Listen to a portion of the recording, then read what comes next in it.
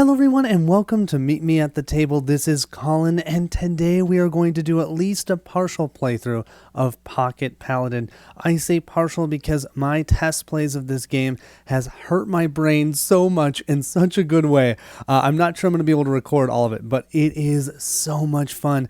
Think of Mage Knight compacted into this little teeny tiny amount of components. I was lucky enough to have Joe send me a copy. He actually sent me 2 copies because he's ridiculous, but I do want to show you all of this can fit into a single sleeve. You can put all of this in your wallet whenever you go somewhere. If you're sitting around or maybe on a business trip, you can pull this out and get the Mage Knight experience in a much smaller setting. On June 10th, Joe is running a crowdfunding sale on GameCrafter. It's going to last 3 weeks. The more people that back it, or I should say pre-order it is how you say it with GameCrafter, the cheaper it'll be. I definitely recommend looking it up if you like this game. I'll put a link in the description below where you can find this game. If you have never seen Mage Knight, this is a hefty rulebook. It's 40 pages long, and there's a lot here.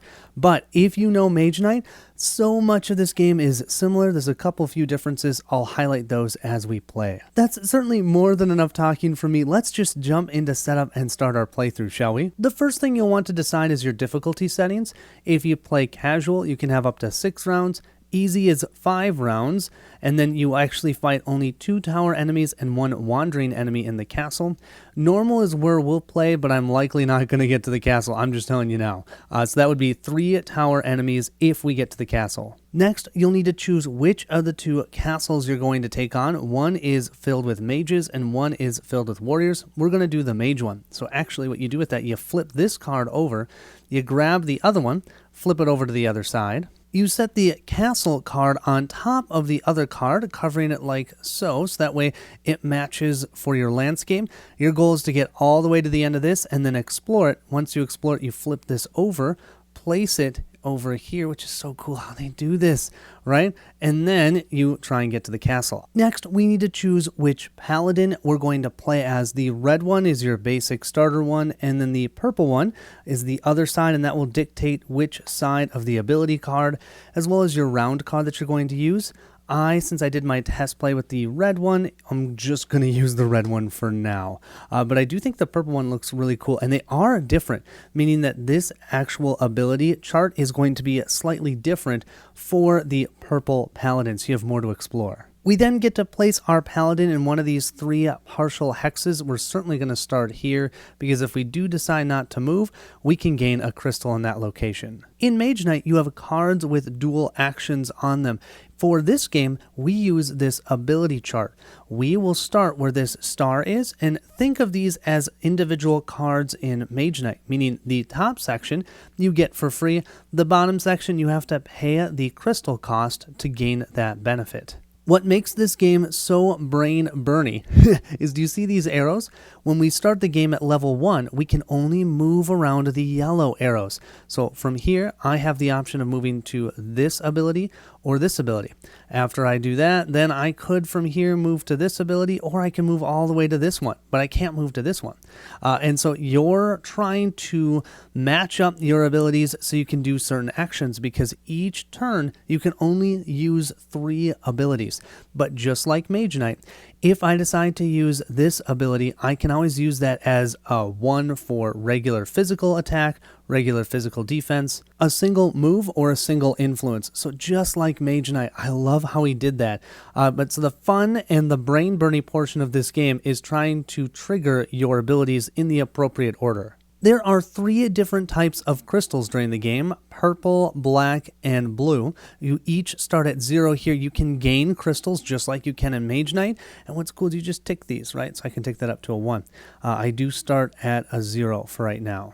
There are 16 enemy tokens in the game. We've got mages and monsters. Monsters are red, mages are purple. Mages always attack with magic, monsters always attack with physical attack, and then they all have different abilities, just like in Mage Knight. Joe has some really nice reference sheets here that tell you all the different abilities for the different monsters and mages, as well as all the different skills that we can learn throughout the game. Similar to Mage Knight, we have different locations on the map. In these red banner locations, those are wandering monsters. You might know that if you've played Mage Knight before. So we'll be placing monsters here. We've got wandering mages here. We've got mage towers, and then we have monster towers. We also have the town. We have some mountains that we can't go through. This is a healing spot. We're starting in a crystal location. We can't move into the lakes. One of the new things Joe added are tunnels. You can tunnel between locations, but you have to potentially find an enemy. Not great, but it's a nice option. If you really need to get somewhere, you can tunnel between two different locations. All of the wandering monsters and wandering mages will start out on the board, so I'll spawn them right now. We have spawned all of our wandering enemies, just like in Mage Knight. When you move adjacent to one of the towers, if it's during the day, you get to reveal what enemy is in those locations. If it's at night, though, you don't get to reveal it, and until you assault it, do you get to see what enemy you're going to fight. On the backside of each enemy is an ally or a skill. We start with 3 in the offer, and then depending upon which character you're playing as, you may get to gain a skill. And for our red paladin does gain a skill to start the game. So we have 3 different skills we can choose from. This first skill here is a once per turn skill, so we don't have to exhaust it. We can use it every turn. Every turn we can gain 2 physical block or 2 movement. The middle ability, we can exhaust that skill, so we can only use it once per round to make your melee attacks ranged this turn, whether they're magic or physical. And the final skill on the right, we can exhaust this skill to double the value of a block ability, even if that block ability is on an ally. Now up on the top, we've got 3 different allies. On the right hand side, it tells us how much they are going to cost to influence. So we've got a 3, 6, and a 4. Then the middle section tells you what ability they give you. The first one, it looks like it's 4 attack. I am going to tell you, you might need glasses when you're playing this game. The tokens are tiny. Here we go. I zoomed up a bit. That helps. This is certainly a 4 attack. That one is 5 influence, and that one is 5 block. Right now, I do not have an ability to gain an ally, nor can I even hold one yet because my ally limit right now is 0. I do think for the skill, I'm going to grab this one. That 2 movement or 2 block each round seems kind of awesome.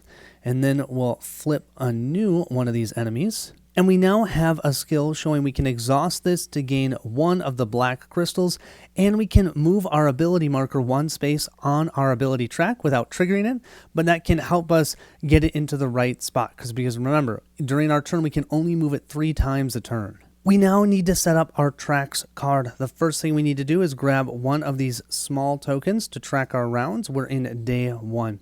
We also need another one of those to track our level. We're at level 1, and you can see on here that has a skill symbol. That's why I started with our skill, and our skill is right down here. So you can take that little token and slide it underneath to show your skills.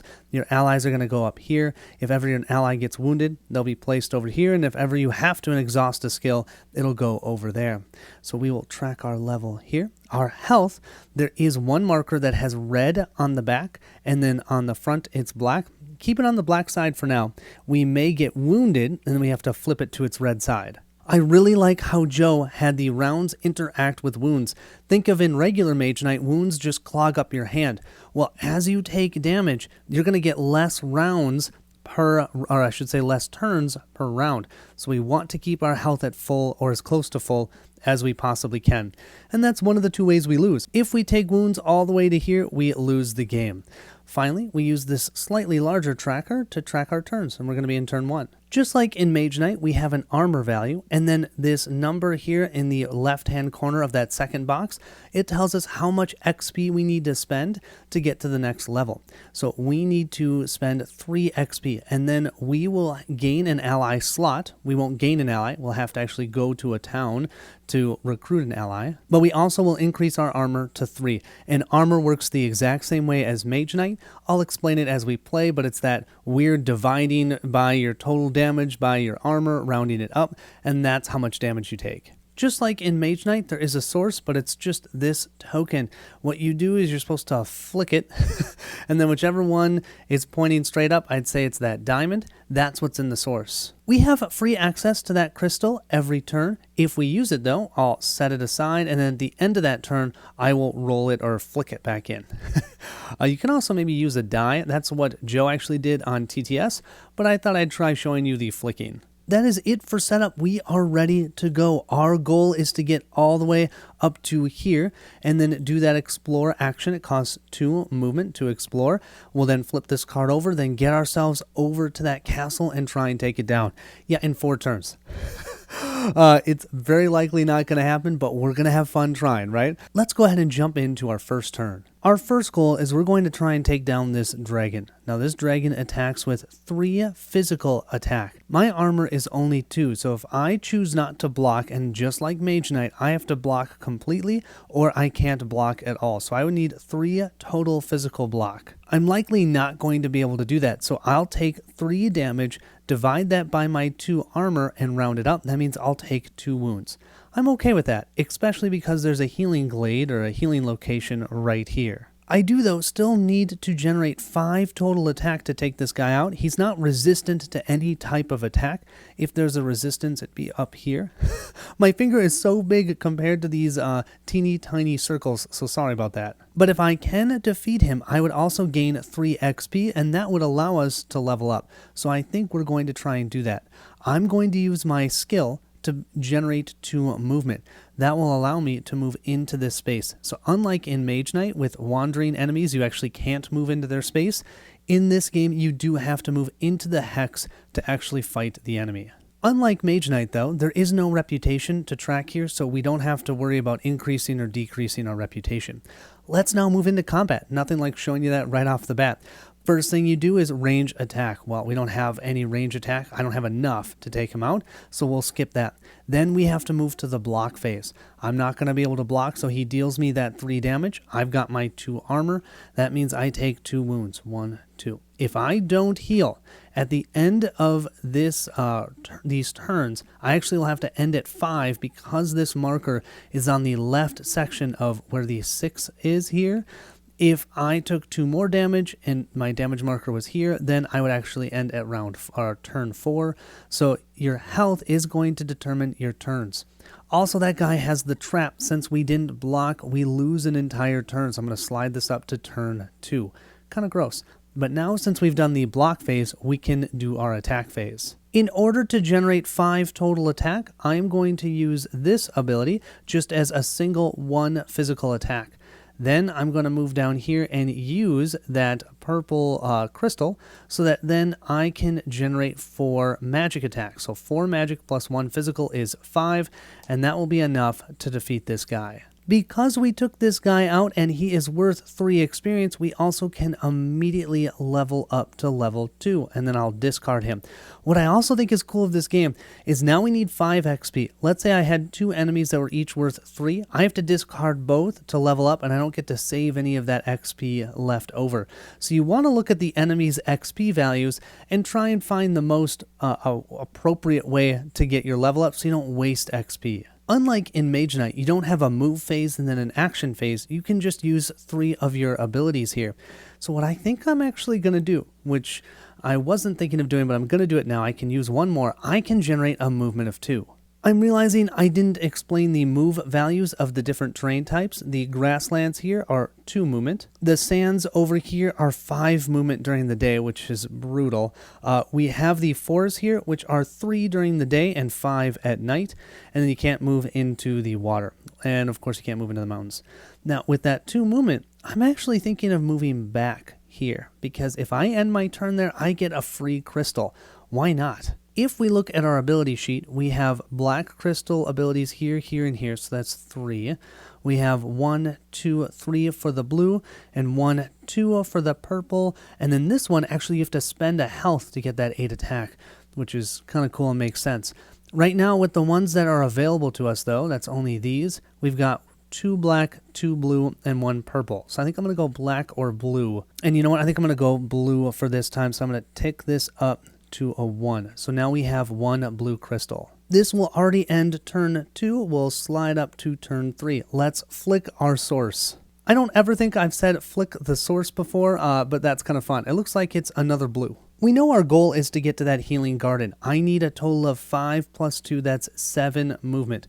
I can generate 4, 5, 6, and then move 1 space maybe to here for 7 total movement. And I will use this blue crystal. So that means I don't have to use the one that I just generated. That's 2 movement. This one will be 4, plus 2 is 6, plus 1 more is 7. We also have that 2 movement from our skill, but I don't think we're going to need to use it. We're going to move here and then just end our turn. This will mean we can heal up by 1, so we're going to get 6 rounds right now, which is nice. And then we're going to move to round 4. And now let's flick the source. We'll give it a flick, and it looks like it's either a blue or a black. Let's take a look at our next enemy that we're going to try and take out. This guy only attacks for 2, but he's fortified. That means we aren't going to be able to use range. If our ranged attacks are able to gain precision, then we can still attack fortified enemies. But a fortified enemy in a fortified site, like one of the mage towers or one of the castles, we won't be able to use ranged attack. I don't think I'm going to try and take range attack on this guy.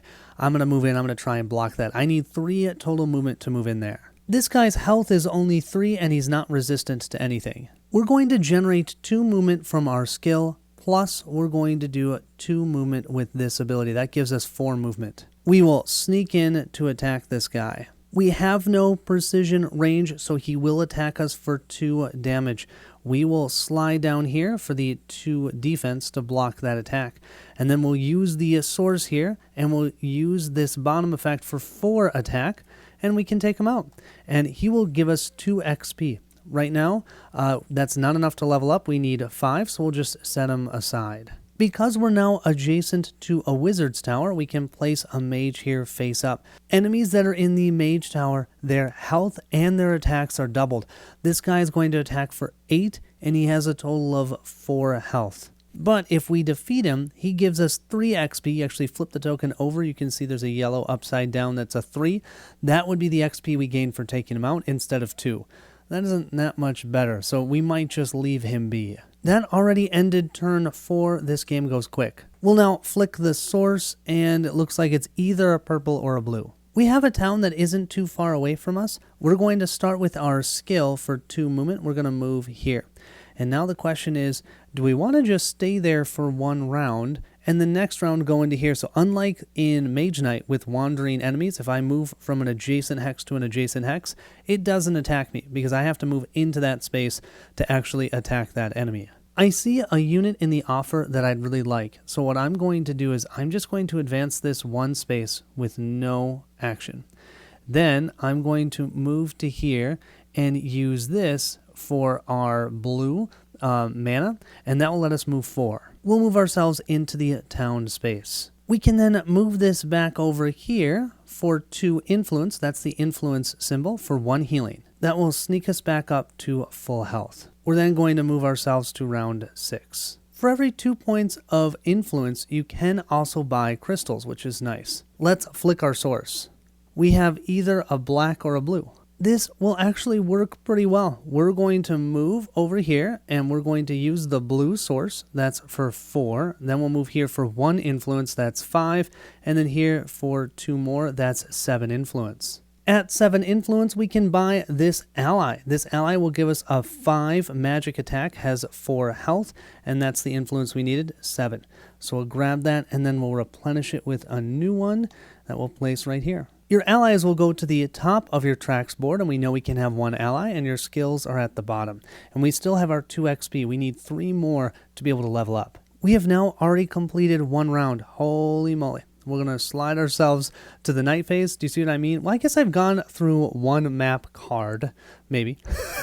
We'll see. Overall, I'm happy with our progress. We'll reset our turn marker back to the 1 space. We'll flip that source again. Okay, that looks to be either a black or a purple. And we'll go ahead and replenish the offer. We'll look at those more in detail when we level up. Just know what I'm doing is I'm grabbing from the stack of enemies, and you can hardly see this because I don't have it in camera.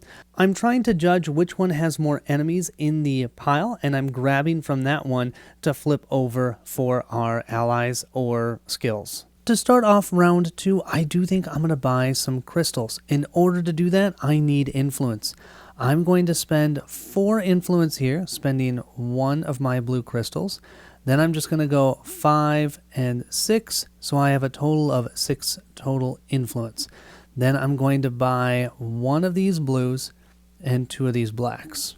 That sounds good. That is our 6 influence. We'll move to round 2, and I think this is going to work. We're going to use our skill to try and attack this monster. Now, this monster has 3 attack, which doesn't sound terrible, but it's brutal or aggressive, which means that in order to block it, you need to use double the amount of block. So I need 6 block.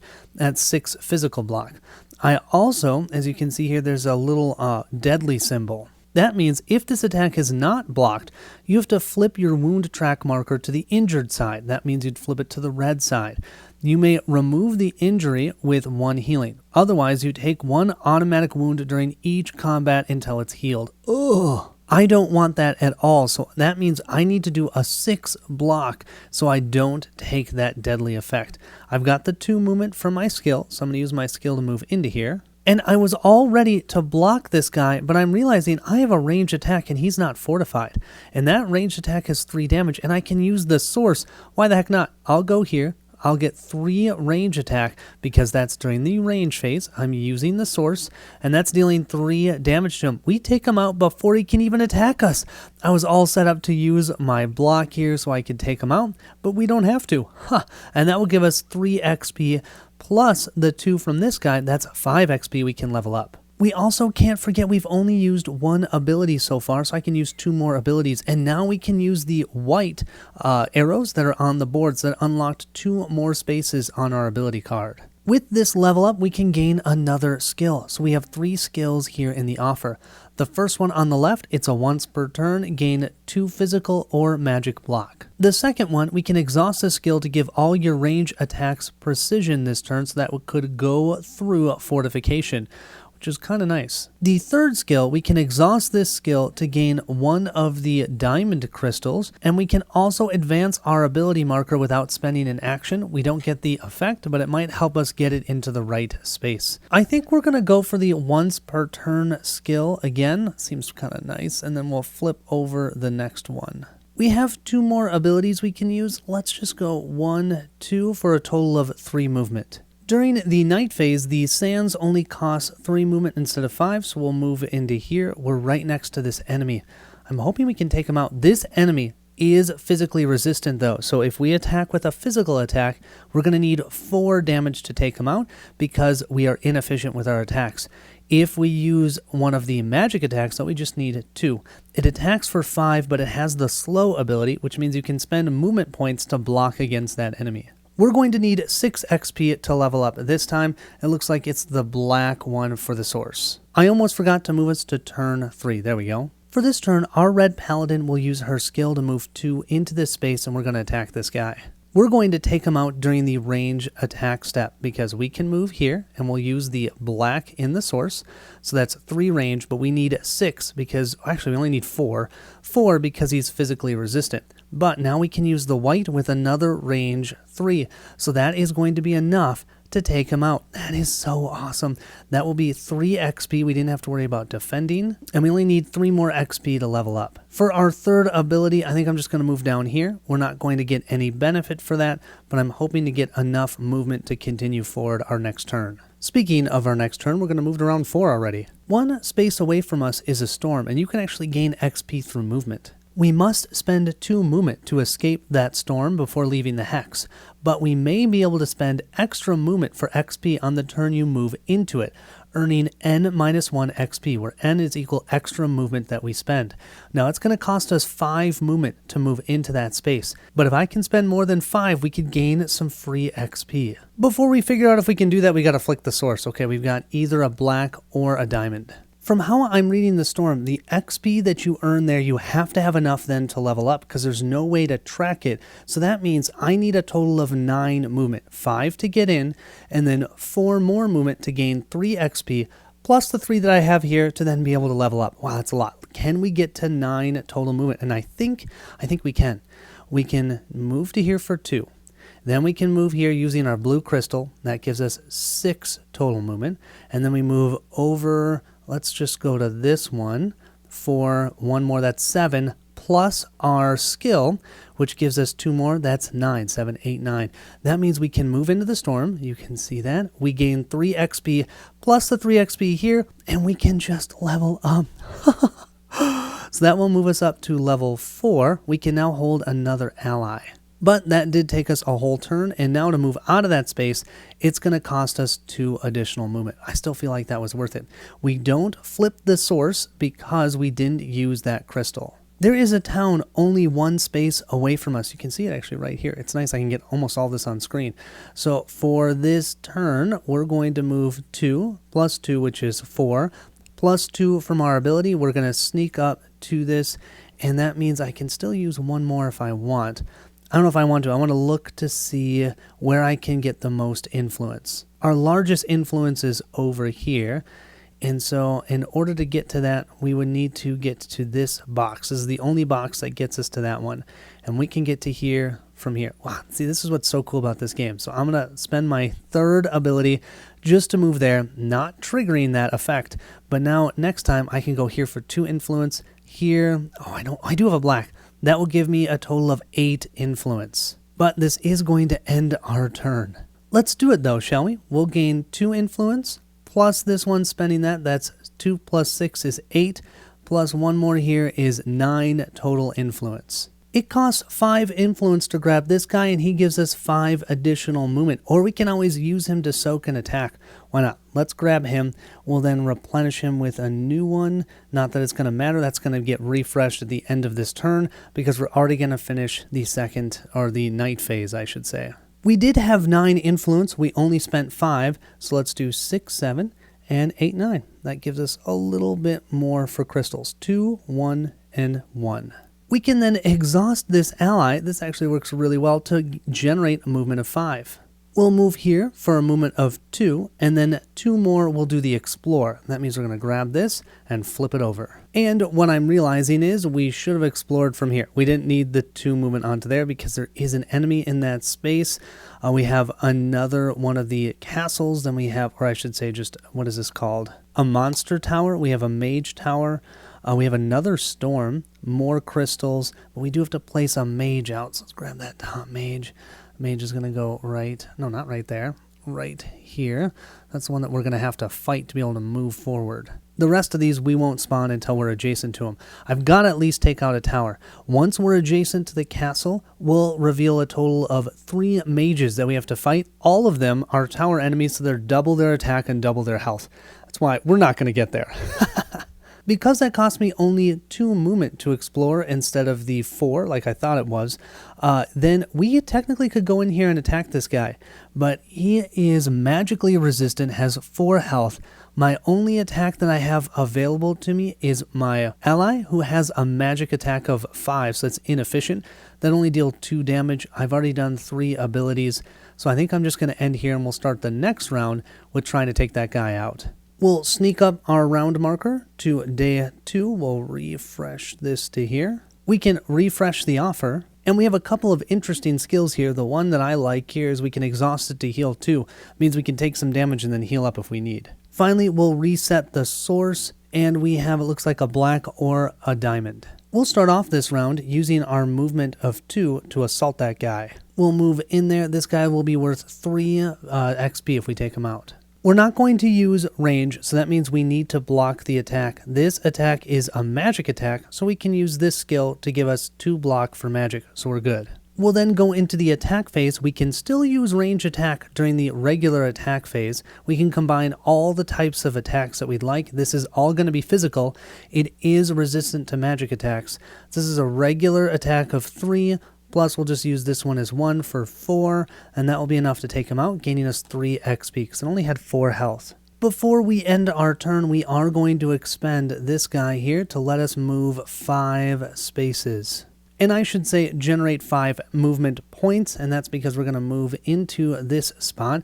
That costs 5. These are wastelands that cost 4. This is 5 because it's during the day. This will end our activation. We can take up one of our crystals because of where we're at, so we're now at 2 for the blue, and we'll move ourselves to turn 2. We have yet another sand location next to us, so for this turn we're going to move 2, plus 2, which is 4, plus using our skill, that's 6 movement. We're going to sneak ourselves right here. I'm doing that because it's during the day. We want to find out what mage we're fighting.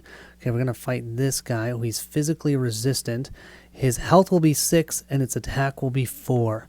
We can maybe take that out, and it's only going to cost us 3 movement to move into the forest during the day. For my third ability, I think I'm just going to move to here and end our second turn. We'll take this up to turn 3, and then we're going to try and take on that mage tower. So we're going to generate 2 movement here, plus the 2 from our skill. That's 4.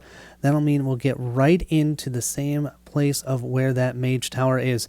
Now, there is an attack of 4 coming in. It is a trap, and it's deadly, which means if we don't block, we become wounded, and if we don't block, we lose a turn. So I definitely want to block this attack. They are fortified, so I can't use range unless I have precision. Well, I'm just going to block for 6. We have to do the type of block that matches the attack. The attack is magic, so it's a magic block. And I have to take this down to a 1 because I used a blue crystal. That blocked the attack, and now we have to deal a total of 3 damage, but it is physically resistant. That means it's as good of time as any to use our other ally here, which does a magic attack of 5, and that takes this guy out. That's going to be worth 4 XP instead of only 2. I have 4 plus 3 is 7. I just need 1 more to be able to level up. We do also have to exhaust that ally. So our ally is here exhausted. That's definitely going to end our turn. We'll turn here to turn 4. The first thing we are going to do is use our 2 movement with this skill. Plus, we'll just move over here for plus 1 movement so we can move 3. I'd like to move adjacent to this castle because I want to know what's in this castle. This will mean we have 3 mages we would have to fight. So these are going to be the 3. 1, 2, and 3. And these do not look easy. Remember, they're all doubled. So that's an 8 attack, that's a 10 attack, and that's an 8 attack.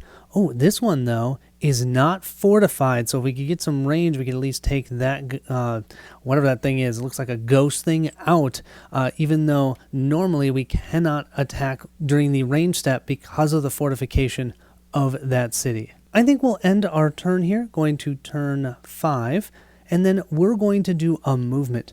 We're going to move with the skill here for 2, plus 2 more here, which is 4, plus 2 more here, which is 6. We're going to move into this storm. That's 4 movement to move in, and then 2 more to gain 1 XP. Oh, and we have a monster showing up here. Oh, that's a fortified monster, doubly fortified, attacks for 4 with 6 health. With that 1 extra XP, we've got 4 here, plus 3 with this one, 3 and 4, that's 7, plus 1 is 8. We can level up to level 5. Now we can use our green abilities. Looking at our 3 options, we have one that doubles defense, one that changes a regular attack to a range attack, but that's not super helpful with the fortification. And then the third one is just exhaust to heal by 2. I think I'm going to go with the double block. I have no idea if that's a good idea, but we're going to do it, and then we'll flip this one over. That will end turn 5. We've got 1 more turn that we can do. Don't forget, we now have the ability to use the green arrows. So now we've got an 8 attack here. We've got a 7 defense. We've got a 6 magic attack, which is really cool. What we want to do is get to that town, because I think I want to try and get myself ready with some crystals, and then maybe let's have a go at this castle. We'll see what we can do. So I'm going to use this for a movement of 1. Then I'm going to use this for a movement of 2. I'll use my skill for 2 additional movement, and that should get me into the town space. We'll sneak ourselves up to here. I only used 2 abilities. Let's use our third one to gain 6 influence here using the black from the source, and that will give us 3 crystals. We'll do 1 of each. That'll be 2 crystals, 3 crystals, and 2 crystals respectively. And that's going to end our turn. Not only that, that'll end the round. We're going to go into the final night phase. Let's refresh the offer. Here we have our offer ready to go. We'll refresh our 2 allies. We'll also move up to the night phase. We'll reset the turn order track. And then the last thing we'll do is flick the source. Let's see what we get. Okay, we have either a black or a purple. For the last 20 minutes, I sat here trying to find a way if I could take out even one of these enemies, and I barely can, and then I'm gonna run out of time. So I think we're going to call it for today. You take a look at this, see if you think we'd have a chance. This one is non-fortified, so we could attack it in range, but it has 10 health, and I only have 2 range attacks that max at 6. so I don't think there's a chance there. So we'd have to take an attack of 8 here. We'd have to take an attack 8 here, and all non-ranged attacks against that enemy is halved. And then this one attacks us for 10. We could use movement to reduce it, but then if we attack it, we need 4 total damage that's not physical. It would have to be magical, or we'd have to do 8 physical damage. I just don't see it. Regardless, though, I had so much fun. This is so cool. This is definitely Mage Knight in a small package. They also will give you, or Joe will also give you, this bonus map. If you want to make it even more epic, you can add this to your map itself. Something like this. I'm terrible at determining how it works, but you can do something like that, and you can go off to this extra map as well. And then of course each of these are dual-sided, so you can have a different castle and a different experience. You also have the 2 different mages. This is a super crunchy experience for something so small, and it's very much not expensive. My hope is that this video helped you determine if this game is for you. I want to give a huge shout out to our patrons and subscribers, and of course to Joe as well, because he's the one who sent this copy to me. Thank you so much. This is so cool. It's so fun to have a Mage Knight experience in such a small package. If you're excited to see what Bernd and I have coming next, then I need you to meet me at the table. Goodbye, everyone.